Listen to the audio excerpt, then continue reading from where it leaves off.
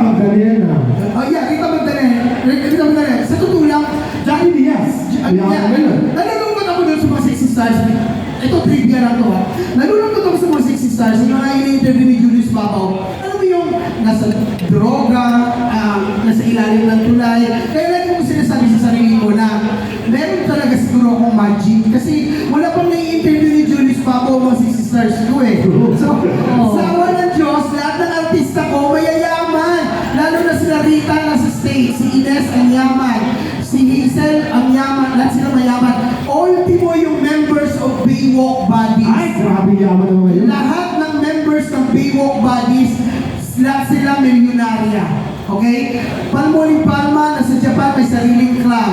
Si Ivory, remember, Dubai. nasa Dubai. Si Lux Laurel, nasa USA, California. Basta may members na ng Baywalk Buddies to ha. Like I said, wala po akong naghihirap na talents. I don't know yung mga hindi, baka may talents sa hirap. It's sana tuloy-tuloy pa rin yung ganon.